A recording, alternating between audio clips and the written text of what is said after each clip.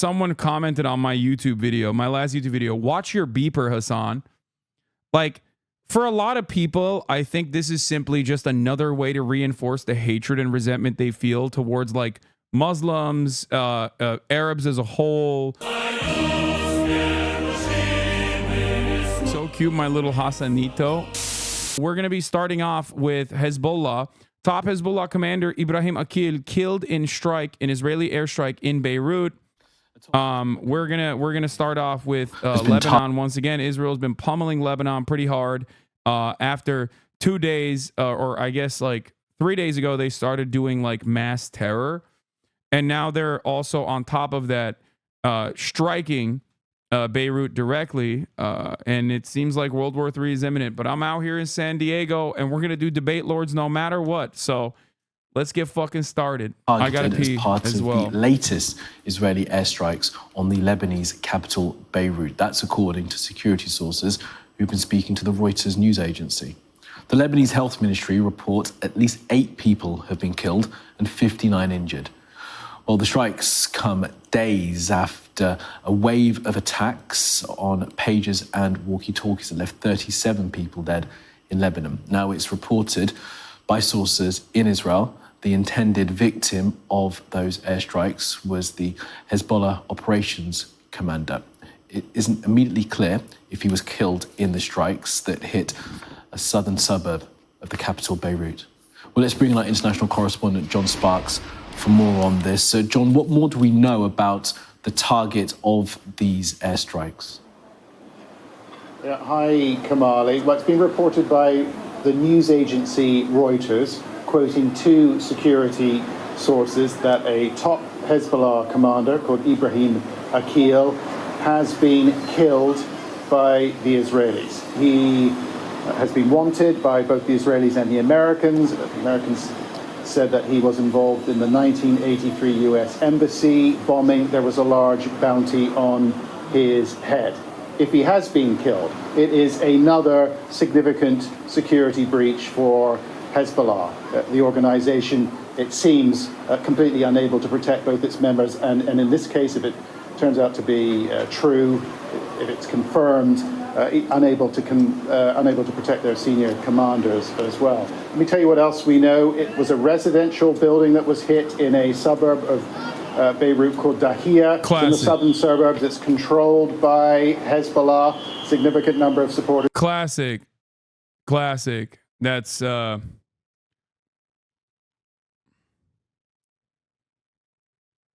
Are you gonna admit that San Diego is goated and LA is doo-doo? This is probably the worst time to ask me this question because like the weather is kind of shit too. This little girl is martyred in the process, of course.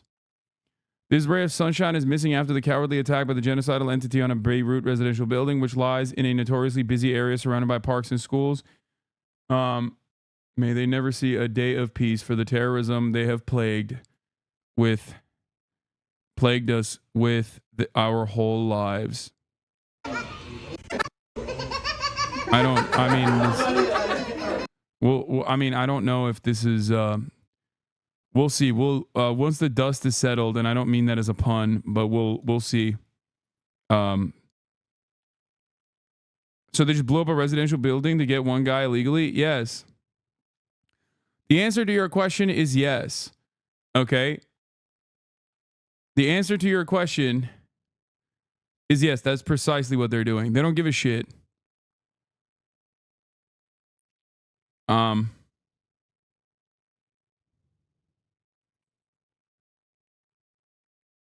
know, this is how it is. This is just Israel plays by its own rules that America refuses to apply any rules whatsoever. So if they're completely unrestrained, why the fuck wouldn't they do this? You know what I mean? And killing like some fucking bombing suspect from 1983 means that, you know, they're desperate for any kind of W's the media will give them. And I think this is like, they got a little taste of the phone explosions, like the phone and or pager bombs and the walkie-talkie bombs. And I think that they're just trying to desperately cultivate any amount of support that they possibly can.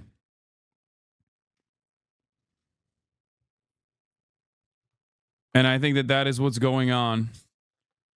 Like this is like a exit ramp, not an exit ramp necessarily, but like this works as a way for them to just basically say, hey, we're here, like we're still doing good work. Look at us.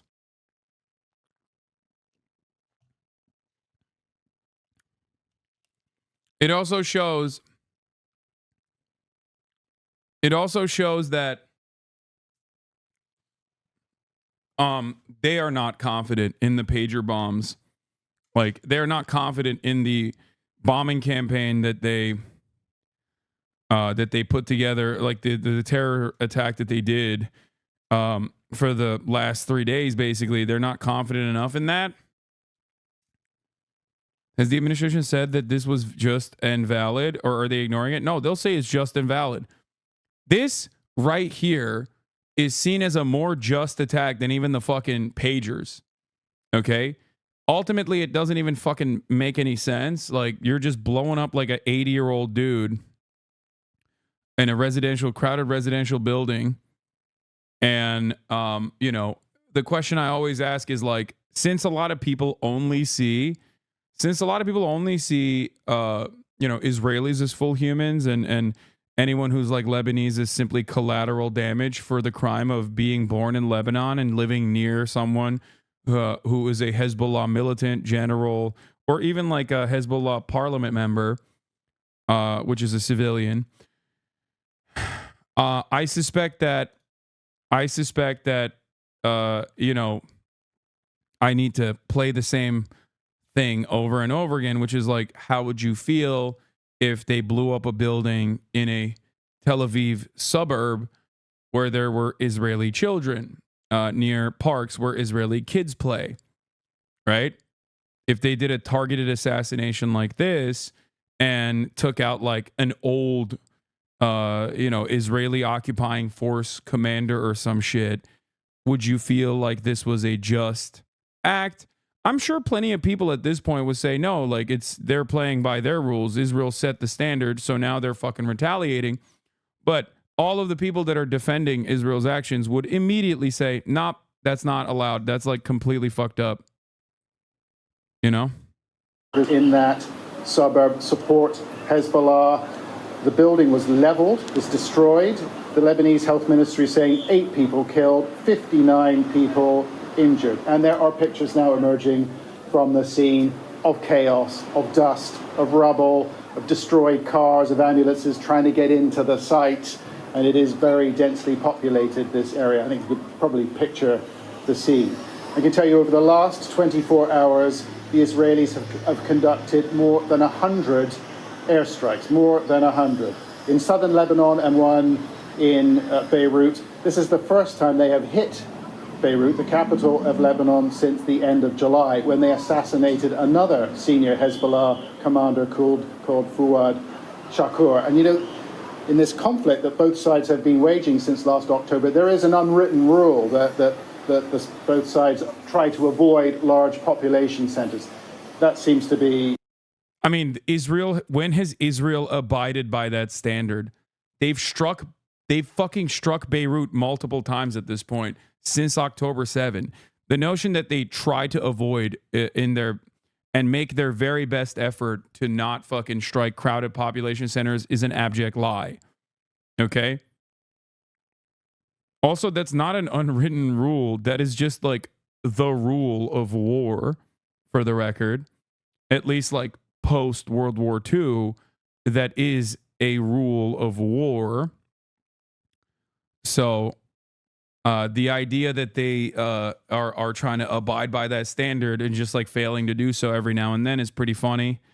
We're not even talking about Gaza at this point. Obviously, this is a laughable notion when considering Gaza, which is doubly fucked up because Israel is a belligerent occupier of Gaza and all of the people that live in Gaza, and yet they're still ruthlessly and mercilessly striking Gaza.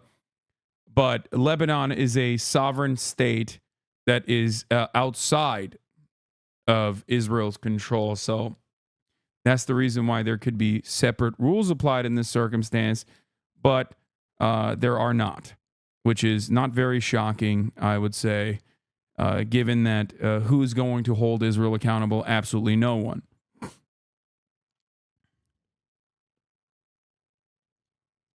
Falling apart. Hezbollah have been approached.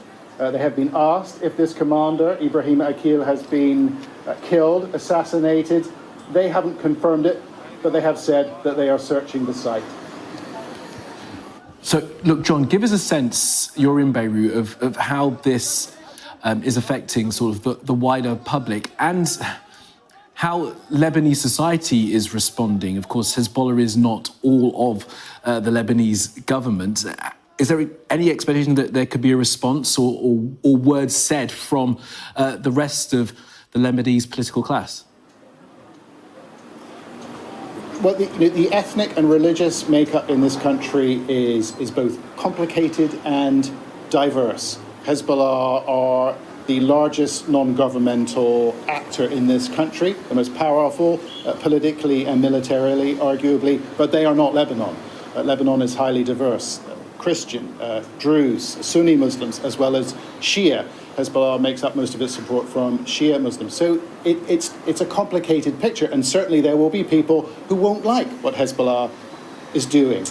Yeah, except what Israel is doing straight up gives righteous cause to Hezbollah in the eyes of the Lebanese population. But of course, you can't say that, especially after fucking they exploded pagers all around Lebanon. But you can't fucking say that because then it kind of, changes the dynamic a little bit. You always have to keep up manufacturing consent and make it seem as though, and they did this with Ansar Allah too. Oh, the Houthis are in the midst of a civil war. And then what happened? And then what happened? They took up arms against Israel. They started infiltrating and intercepting and shutting down the entirety of the Red Sea and closed down the strait, basically, effectively rendering the Israeli port bankrupt, right? And what happened in that process? All aspects of Yemeni society united behind the Ansar Allah movement because they were like, you're doing the right thing. And the same goes for, I suspect, Lebanon as well, because many Lebanese people still remember. Many Lebanese people still remember what it was like when Israel fucking invaded Lebanon. Okay? It doesn't matter if you're Christian or it doesn't matter what your background is. She's right behind you. What? Hassan, a girl behind you? She's right behind you? What the fuck are you saying? You all right, dude?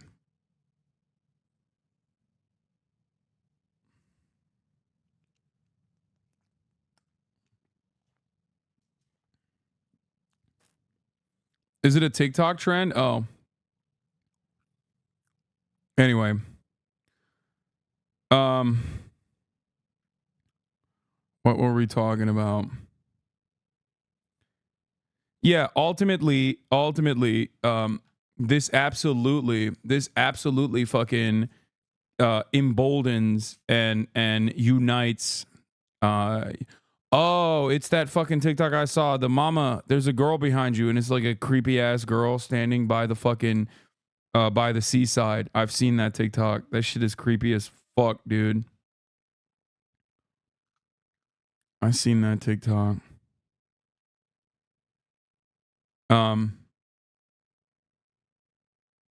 I work at a bank, and even my MAGA Republican boss realizes the immorality of Israel's pager attack in Lebanon. That's actually genuinely surprising, especially considering that, like, I think most libs are more primed to defend that shit.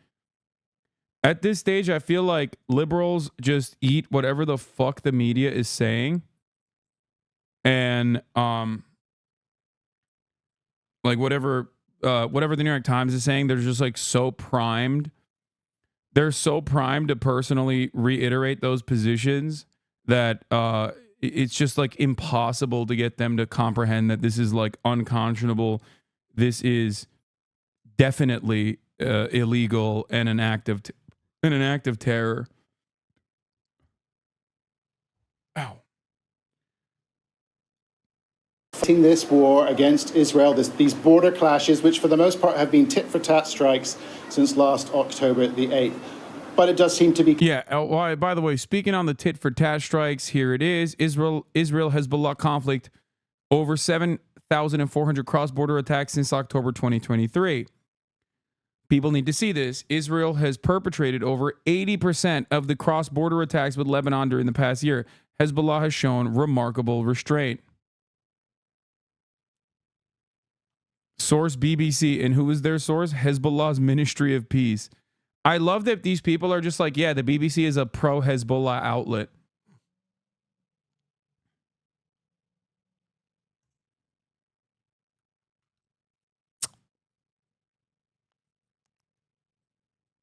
Do you know any prominent Western media that's completely anti-Israel? No. The only media in the Western world that is like, to a certain degree, like, look, even while we're talking, someone commented on my YouTube video, my last YouTube video, watch your beeper, Hassan. Like, for a lot of people, I think this is simply just another way to reinforce the hatred and resentment they feel towards like Muslims, Arabs as a whole, like people who are in support and recognize the humanity of Muslims. Like, they just use that as like a catch-all way. That's the reason why that Republican freak was like, oh, you got a pager on you, as she was walking to Congress. And she was she met some anti-war code pink protesters who were like who were criticizing her and protesting against her, and she was like, do you have a pager on you? For them, it's like a celebration. They don't give a fuck that it's a war crime. They don't give a fuck that it's an act of terror. And that's pretty much it. Like, for them, it's just something to celebrate. It's the same exact principle behind like posting fan cams of and fan edits of like the American military or the American Navy or aircraft carriers and whatnot, to be like, the Houthis gonna fuck around and find out today. This is why we don't have healthcare. Like, they have nothing going on in their lives, so they basically use like American and Western imperialism as a substitute to be like, we're still the fucking dominant force, dude. That's right. It's the same principle behind fascism and white supremacy. Oftentimes, it's not like people that have a lot going on and no like real resentment in their lives that end up finding themselves in the throes of right-wing radicalization. There are people in this chat who, at a certain point, might have even been captivated by the alt-right, and that probably was their worst moments in their lives, when they just felt so shitty about everything that was going on, and this swan song like whispers sweet nothings into your ear, tells you you are actually supreme, you are actually destined for more, but you haven't been able to get it. Why? Because, you know, minorities. That's why. They are they're taking away things from you that you deserve. And I think that is precisely what these people are doing, but from a more liberal perspective. A lot of people don't put a lot of thought into it, and they just like reiterate whatever the fuck they hear. They just whatever the fuck they hear, they just repeat. And they think like this is a haha funny meme. And because people are so primed not to see the humanity of like Lebanese people because of the crime that they are Muslim and Arab adjacent, right? Like, that is one of the aspects that causes them to not really truly think critically about like what they're actually repeating and what they're actually seemingly defending.